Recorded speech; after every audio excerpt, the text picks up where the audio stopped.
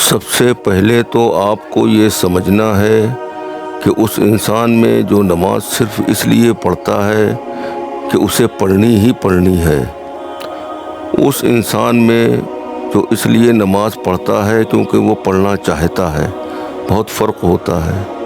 ہم میں سے بس کچھ لوگ ہی ایسے ہیں جو نماز کو تحفہ سمجھ کر پڑھتے ہیں، ورنہ زیادہ تر اسے ڈیوٹی سمجھتے ہیں، اور دونوں وجوہات اپنی اپنی جگہ ٹھیک ہیں۔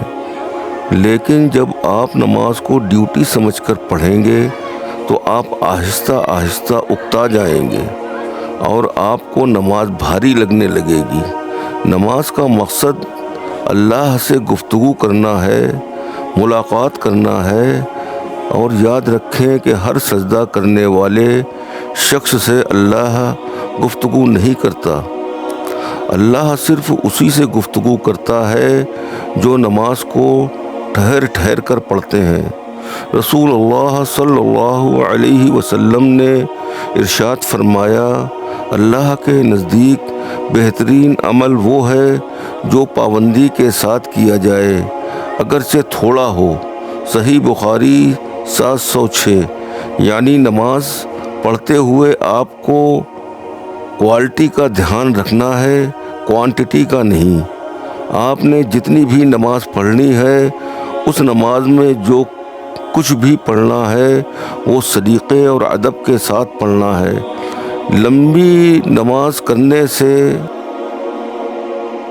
اندھا دھند زمین پر سر مارنا، بلکہ بھرپور طریقے سے اور بہت عاجزی کے ساتھ نماز پڑھنی چاہیے۔ رکعتوں کو طویل کرنے سے اللہ راضی نہیں ہوتا۔ جب آپ کو یہی پتہ نہ ہو کہ آپ پڑھ کیا رہے ہیں، رکعتوں کو خلوص دل کے ساتھ ادا کرنے سے اللہ راضی ہوتا ہے، پھر وہ مختصر ترین ہی کیوں نہ ہو۔ جب آپ دل سے نماز پڑھیں گے تو آپ کے سجدے کب طویل ہو جائیں گے آپ کو اس کا خود بھی علم نہیں ہوگا۔ رسول اللہ صلی اللہ علیہ وسلم نے فرمایا، میری طرح عبادت کرو، اور آپ صلی اللہ علیہ وسلم نماز مختصر لیکن پوری پڑھا کرتے تھے۔ تو آج سے آپ نے بھی کوشش کرنی ہے کہ چھوٹی ہی صحیح مگر نماز ضرور پڑھیں گے۔ مختصر نمازوں سے لمبی نمازوں تک جائیں گے، چھوٹی صورتوں سے لمبی صورتوں تک جائیں گے۔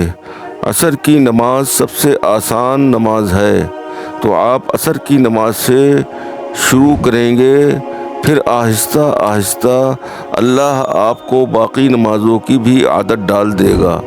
ہر گناہ کو نیکی نہیں مٹا سکتی، کچھ گناہ عبادت سے بھی مٹتے ہیں۔